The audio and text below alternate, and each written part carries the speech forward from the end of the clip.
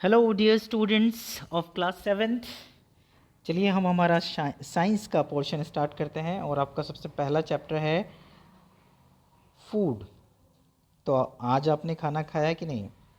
हम सबको हमारे शरीर की ज़रूरत के लिए, न्यूट्रिएंट्स के लिए, विटामिन्स के लिए, वाटर के लिए, मिनरल्स के लिए खाना खाना होता है, ताकि हमारे शरीर की सभी गतिविधियाँ, सभी बायोलॉजिकल बायोकेमिकल एक्टिविटीज़ जो हमारी बॉडी में चलती है या लाइफ प्रोसेसेस जो हमारी बॉडी में चलती है वो बरकरार रहे, अपनी गति से काम कर सके। तो आज हम सिर्फ ये टर्मिनोलॉजीज़ के बारे में बात करेंगे, जो यहाँ पर आपको टर्म्स दे रखे हैं इनके बारे में हम बात करेंगे। तो सबसे पहला दे रखा है ऑटोट्रॉफ्स। ऑटोट्रॉफ्स का मतलब होता है organisms that can make their food from simple inorganic substances.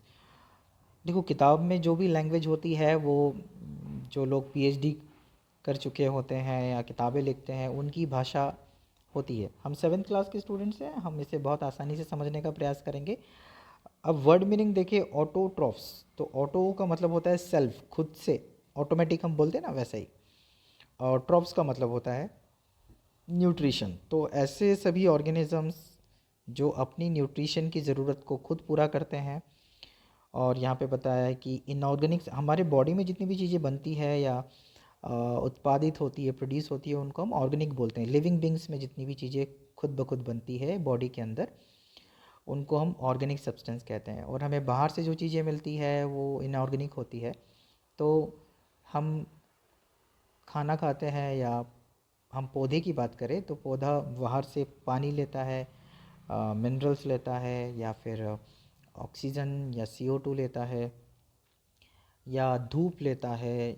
बाकी सभी ऐसी चीज़ें जो इनऑर्गेनिक है, बाहर की चीज़ें हैं, उनको लेने के बाद उसे अपने खाने में खुद परिवर्तित करता है। तो हमें ये पता है, हमने पिछली क्लासेस में भी पढ़ा है कि green plants are getting the sunlight and converting the sunlight energy into food, it's food. तो वो अपनी भोजन की ज़रूरत जो है या अपनी न्यूट्रिशन की ज़रूरत जो है सनलाइट से पूरी करता है, लेकिन उसके लिए भी उसे पानी, CO2 की ज़रूरत होती है।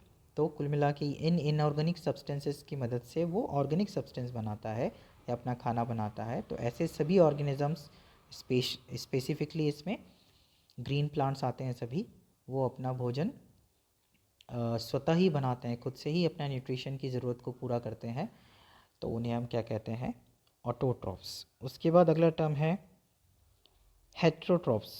तो हेट्रोट्रॉफ्स कौन होते हैं? Organisms that can not make their food and depend on green plants. और ऑटोट्रॉफ्स फॉर देयर फूड, मतलब वे सभी जीव जो अपना खाना स्वयं नहीं बना सकते, मतलब जैसे पौधे बनाते हैं वैसे स्वयं अपना भोजन निर्माण नहीं कर सकते, और उन्हें डिपेंडेंट होना पड़ता है डायरेक्टली या इनडायरेक्टली किस पर? प्लांट्स पर। जैसे अगर कोई हर्बीवोर है या वेजिटेरियन है तो वो डायरेक्टली प्लांट पे डिपेंड करेगा, और अगर कोई कार्निवोर है तो वो इनडायरेक्टली प्लांट पर डिपेंड करेगा। तो कुल मिला के हमें ऑटोट्रॉफ्स पे डिपेंड होना पड़ता है। तो हम सब किस में आएंगे? हम और दूसरे जीव जो प्लांट्स या ऑटोट्रॉफ्स पे डिपेंडेंट होते हैं उन्हें हम बोलते हैं हेट्रोट्रॉफ्स। उसके बाद है सेप्रोफाइट्स। सेप्रोफाइट्स वो प्लांट्स होते हैं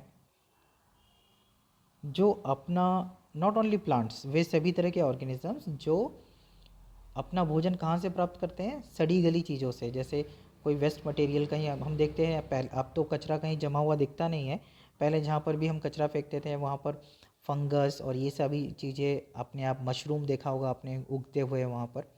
तो ये सभी चीज़ें या ये सभी जीव ऐसे हैं जो वेस्ट डेड डिकेइंग मटेरियल से अपना न्यूट्रिएंट प्राप्त करते हैं, अपना भोजन प्राप्त करते हैं। तो उनको हम क्या कहते हैं? सेप्रोफाइट्स। उसके बाद है parasites. Organism that derives their food from the body of the host plant और एनिमल। आपने कभी देखा होगा कुछ पेड़ों पर हमें अमर बेल दिखती है ना, एक फाइन क्लाइंबर दिखता है जो पूरे धीरे धीरे पूरे पेड़ को घेर लेता है चारों तरफ से, और धीरे धीरे वो पेड़ सूखने लगता है, क्योंकि उस पेड़ की जितना भी न्यूट्रिएंट वो पौधा बना रहा है या पेड़ बना रहा है, उसको अमरबेल या कसकुटा जो है उससे ले लेता है। तो ऐसे सभी ऑर्गेनिज्म जो अपने होस्ट पर डिपेंड करते हैं अपने फूड के लिए, जैसे मच्छर हो गए, मच्छर में भी फीमेल एनाफिलीज मॉस्किटो जो है वो एनिमल्स पे डिपेंड करते हैं, उनके ब्लड को सक करके सरवाइव करते हैं। तो इन सब को हम क्या कहते हैं, पैरासाइट, जो दूसरे जीवों के या अपने होस्ट, होस्ट किसको कहते हैं, जिन पे ये डिपेंडेंट होते हैं उनको होस्ट कहा जाता है। फिर इंसेक्टिवोर्स, इंसेक्ट का मतलब होता है कीट पतंगे, कीड़े मकोड़े। इंसेक्टिवोर्स का मतलब वो जो कीड़े मकोड़े खाते हैं। तो कुछ ऐसे ग्रीन प्लांट्स होते हैं जो ग्रीन प्लांट्स होते हैं, या ऐसे दूसरे ऑर्गेनिज्म भी, यहाँ जो डिफिनेशन आपकी बुक में दे रखा है वो ग्रीन प्लांट्स को ही organism that drive, green plants के बारे में बात की जा रही है, जो कि एग्जैक्ट नहीं है, दूसरे ऑर्गेनिजम्स भी हैं जो इंसेक्ट्स पे डिपेंड करते हैं। तो स्पेसिफिकली ऐसे प्लांट्स के बारे में ये बात कर रहे हैं, पर हम बात करेंगे सब ऑर्गेनिजम्स के बारे में। ऐसे सभी ऑर्गेनिजम्स जो अपनी फूड रिक्वायरमेंट को सिर्फ इंसेक्ट से, कीट पतंगों से पूरा करते हैं, उन्हें हम बोलते हैं इंसेक्टिवोर्स। अब इसमें स्पेसिफिकली अगर हम बात करें प्लांट्स की, तो अगर आपने देखा हो वीनस ट्रैप है, सनड्यू है, ये कुछ ऐसे प्लांट्स हैं जिनके बॉडी में ऐसा डेवलपमेंट होता है, लीफ डेवलप हो जाता है। वेनस ट्रैप में अगर आपने देखा हो तो एक एक जार में डेवलप हो जाता है और ऊपर एक लिड पाया जाता है, ढक्कन पाई जाती है। मैं आपको इसका यूट्यूब लिंक शेयर करूँगा तो आपको देखने को मिलेगा कि ये वीनस ट्रैप कैसा होता है। तो उसके जैसे कोई मधुमक्खी फूल के ऊपर आके बैठती है तो वो गलती से उसे भी फूल समझती है और उस वैस के अंदर आके बैठ जाती है। जैसे वो अंदर आके बैठती है वो लिड क्लोज हो जाता है और फिर डाइजेस्टिव जूसेस की मदद से उस इंसेक्ट को डाइजेस्ट कर लिया जाता है। मतलब प्लांट अपनी प्रोटीन, स्पेसिफिकली प्रोटीन रिक्वायरमेंट, अगर प्लांट के बॉडी में प्रोटीन नहीं बनती है तो ऐसे कुछ प्लांट्स होते हैं जो अपने अंदर ऐसा डेवलपमेंट करते हैं जिससे वो इंसेक्ट्स को पकड़ सके, इंसेक्ट से अपने प्रोटीन रिक्वायरमेंट को पूरा कर सके, तो उन्हें हम इंसेक्टिवोर्स कहते हैं। उसके बाद है सिम्बायोंट्स। सिम्बायोंट्स जब दो प्लांट या दो ऑर्गेनिजम्स को भी हम बोलते हैं, कोई भी दो ऑर्गेनिजम्स अगर एक दूसरे की मदद करके सरवाइव कर रहे हैं तो उन्हें हम सिम्बायोंट्स कहते हैं, या फिर इस प्रोसेस को सिम्बायोसिस कहते हैं, ये भी हम देखेंगे। एग्जाम्पल के लिए हम बात करें, कभी आपने देखा हो कि जो बगुलों को आपने देखा होगा भैंस के ऊपर बैठे हुए या दूसरे कैटल्स के ऊपर बैठे हुए, तो बगुले क्या करते हैं, भैंस के शरीर से या उसके बॉडी पर जो छोटे छोटे इंसेक्ट्स पाए जाते हैं उसको वो खा लेती है, और इसके बदले में भैंस को क्या मिलता है, तो भैंस या बफेलो का बॉडी जो होता है इससे क्लीन हो जाता है, उसको इंसेक्ट से छुटकारा मिल जाता है और दूसरी तरफ बगुले को अपना खाना मिल जाता है। तो जब दो जीव एक दूसरे की मदद करके सरवाइव करते हैं, तो ये एक छोटा एग्जाम्पल हुआ जो हमें सामान्यतः देखने को मिलता है। जो आपकी बुक में एग्जाम्पल आगे हम पढ़ेंगे वो है लाइकेन का, जिसमें हम फंजाई और अलगी की बात करते हैं। अलगी जो है वो ग्रीन, उसमें पिगमेंट्स पाए जाते हैं, तो फोटोसिंथेसिस करके वो प्रोवाइड करता है खाना किसको, फंजाई को। दूसरी ओर फंजाई जो है वो प्लांट, जिस प्लांट पे ये ग्रो होते हैं वहाँ से ये पानी जो है अलगी को देता है, तो अलगी को फंजाई से वाटर मिलता है, मिनरल्स मिलते हैं। दूसरी ओर फंजाई को अलगी से मिलता है खाना। इस तरीके से दोनों सर्वाइव करते हैं, इसे हम बोलते हैं सिम्बायोंट्स। इसके बाद सिम्बायोसिस, ऐसा मोड ऑफ न्यूट्रिशन जिसमें दो डिफरेंट ऑर्गेनिज्म एक साथ काम करके एक दूसरे की खाने की ज़रूरत को पूरा करते हैं, उसे सिम्बायोसिस कहते हैं। जो अभी हमने एग्जांपल बात की उसकी प्रोसेस को ही सिम्बायोसिस बोलेंगे, जब एक दूसरे की न्यूट्रिशनल रिक्वायरमेंट को पूरा किया जा रहा है, स्पेसिफिकली जो लाइकेन का एग्जांपल हमने लिया। इसके आगे का पोर्शन हम कल बात करेंगे। वीडियो ही भेजे जाएंगे आपको, आपको कुछ भी डाउट्स हो, क्योंकि ऑनलाइन क्लासेस में बहुत बार लिंक का इशू रहता है और दोपहर की क्लासेस में ज़्यादा होता है, इसलिए हम इसमें आपको वीडियोस ही भेजेंगे।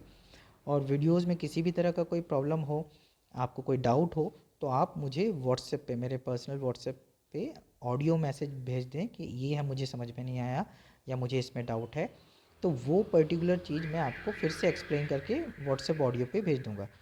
अब आपको क्या करना है, आपके पास या तो बुक्स होनी चाहिए, पुरानी बुक्स अरेंज कर लीजिए, या नई बुक्स ले सकते हैं तो वो भी पॉसिबल हो तो ज़रूर उसको आप गेन कर लीजिए, है ना, ताकि आपकी पढ़ाई सुव्यवस्थित तरीके से आरंभ हो सके।